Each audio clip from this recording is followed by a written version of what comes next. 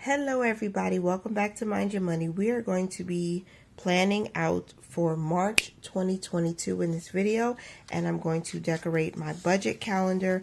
I'm going to share with you how to set up a monthly budget to make it interesting for you and also functional so that you can achieve your financial goals. And of course, I'm going to share with you the tools that we're using so you can see how exciting it is to plan for a new month. So stay tuned.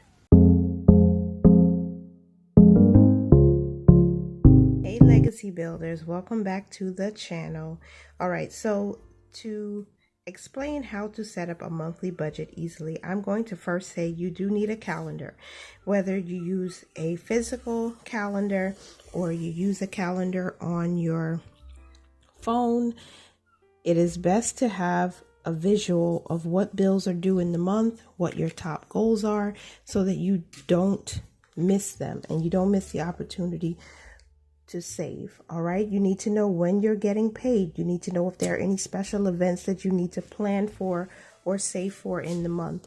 And I like to decorate my calendar, but this is not a necessary step. You can do it however you'd like to. I like to give it a little bit of decoration so that when I look at it, it excites me, you know. And budgeting itself for some people can be very boring if you don't like numbers and you're not into calculations and net worth and all of those wonderful things that come with budgeting territory. So decoration is the next best thing, and doing some cash stuffing if you like to use cash in your budget. Or if you're like me and you're a bit of a budget nerd, you also like to do expense tracking. So that's another part of budgeting that we'll talk about in a later video. But right now what I'm doing is I'm decorating my spread, so that my monthly spread, so that I can look at something enjoyable. Make sure that your bills are written down, your paydays are written down, and again, any special holidays, any special birthdays, anniversaries are also written down or on your spread. March is Women's History Month, among other things. So we are going to use different women to be represented here on my spread. I don't like to do too much, so it's not going to be extremely colorful. And some people love and enjoy lots of color. I love more minimal looking spreads. So it won't be exactly 100% minimal, but I will definitely not use too much color. You can use as much stickers or as much writing or hand lettering that you would like on your spread. So the very first thing that I need to do is make sure all of my stickers match the color scheme. And my color scheme for this paycheck is going to be yellow, green, and maybe a little bit of red, but not too much, because I want it to represent Women's History Month. Okay, so we're gonna have a set of women, hopefully diverse women, to represent the month.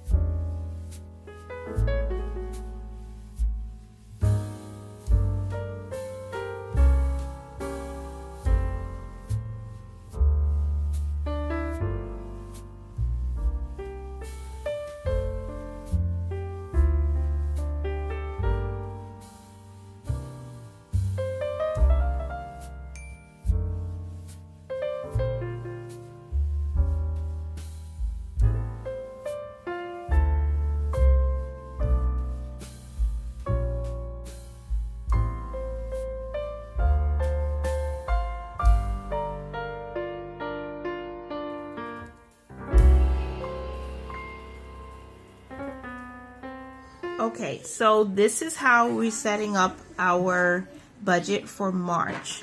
So the plan is we are going to put aside as much as we can towards our next month's bills, okay?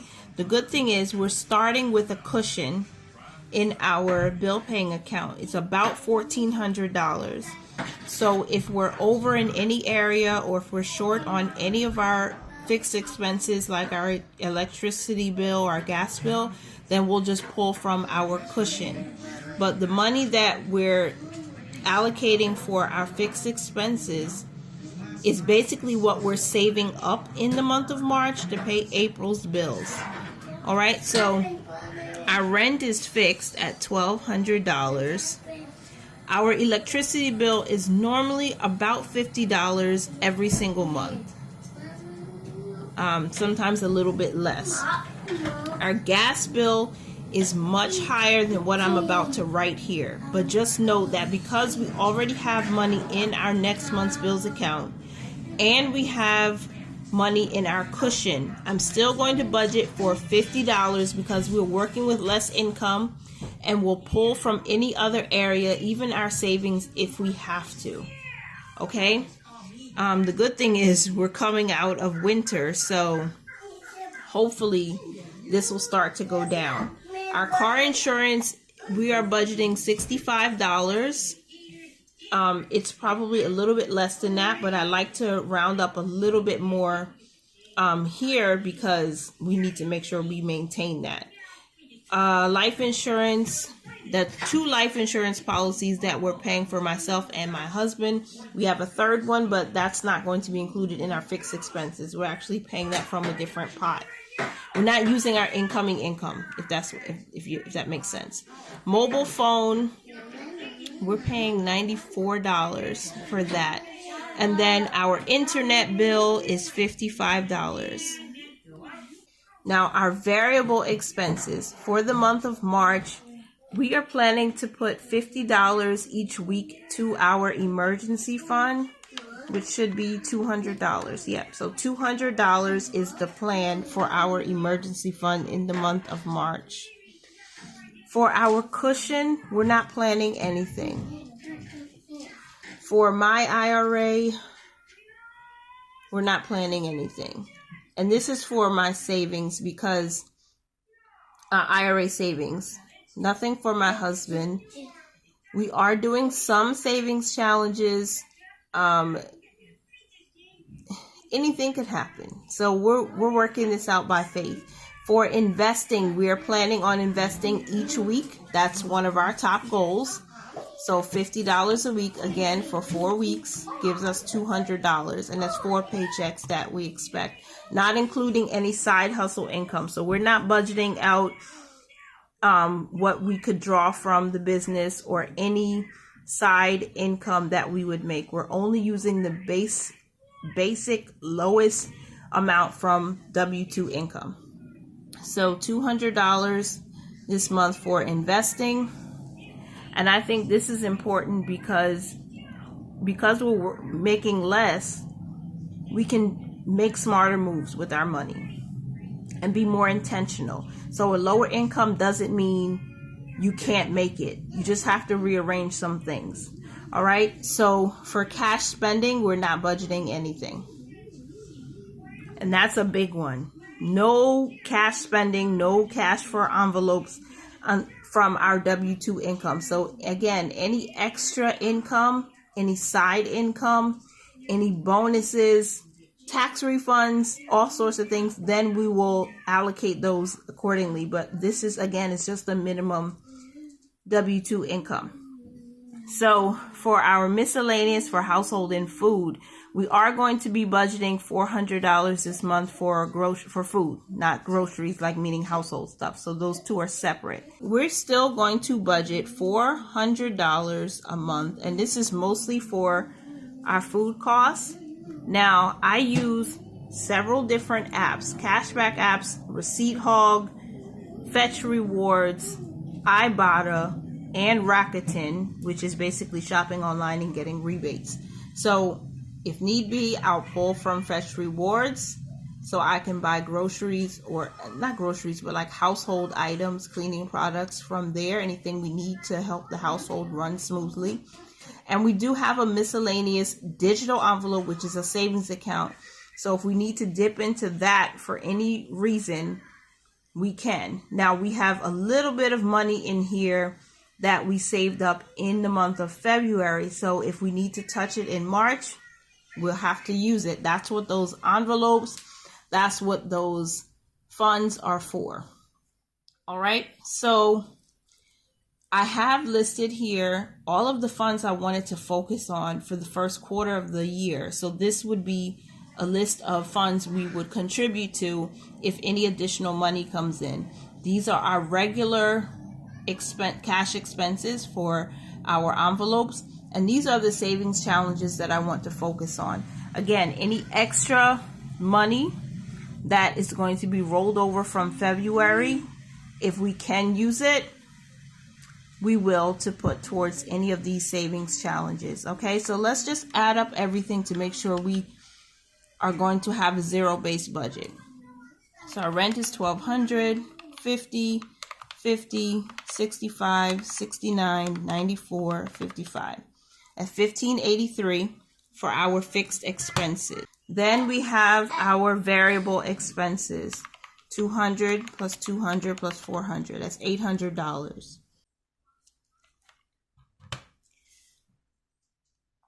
Okay, so we're not allocating any money to these, as I mentioned right now. We're just going to focus on the bare minimum. Our variable expenses, including our investing, and then our fixed expenses, of course. So this money plus this will give us what income we are expecting. 800 plus 1,583 is 2,383. So the minimum income we need is 2,383. I also want to make sure to account for what our giving would be. We don't know exactly, but we're just giving ourselves a roundabout figure. So for our tithe, I'm expecting $320. So we'll add that to the two. I forgot already. Forgive me. 320 plus 1583 plus 800. That's 2703. $2,703 for our income. And because we're doing a zero-based budget, $2,383 would be our expenses. And our tithe, $320. All right, so one final check of our numbers. The income, $2,703, right? And then our giving, $320. That's the minimum. Our fixed expenses, $1,583. Our variable expenses, $800. We should get still a zero-based budget. 2,703 minus, oh, did I do that wrong? I feel like I did it wrong, but maybe not. $320 minus 1,583 minus 800. There we go. So this is our monthly budget. $2,703 for income. Our expenses, $2,383, and our giving, $320. That's how it's going to look at the bare minimum. So I hope that you guys are ready for March. And I know that a lot of things happen in March. March Madness. And last year for March, there was a huge collaboration that I was invited to, which I'm so grateful for, because it introduced me to a lot of new people here in the budgeting community on YouTube. And I am just grateful that we had that experience. This year, I truly wanted to focus on Women's History Month. So I am hoping that we'll be able to support some new businesses. Marlene over at Snow Gardener 307 Budgets, she has a new sticker shop along with her sister-in-law. Gabby over at Money with Gab, she has a debt diary that she just released, which is amazing. And there are so many other people. Salisa from Beautifully Me and You, she has a new scratch off savings challenge, and I think she has a savings booklet. And all these amazing women creating all these amazing things. Tina from A Pink Cloth Life, She just issued a savings challenge book, Taylor, over at TaylorBudgets. So I don't know if I'll be able to support everyone in doing giveaways, but I definitely want to shout out some boss women. Brittany over at Plan Your One Life, she has new service products out, and I think these women are amazing, and we can't do it alone. We need community. So I want to support as many as I can, as much as I can. Taylor and Brittany from the Crafty Budgeter and Taylor from TaylorBudgets collaborated. They started a business. They have the Elevated Life Co. And, you know, a lot of these women are mothers. They're working outside of the home as well as on their own on the side. They're entrepreneurs. And my heart and my desire is just to share as much information as I can about them so that more people in the community can see where you can get encouragement, you can get inspiration, and you can get products and services that will benefit your life, that will help you on your journey towards financial freedom. So stay tuned in March. I'm praying that I'll be able to do at least one or two giveaways supporting one of these or a few of these ladies. So please remember to mind your money, manage it well, live your lives abundantly, and thank you for tuning into my March budget setup and plan with me. Bye for now.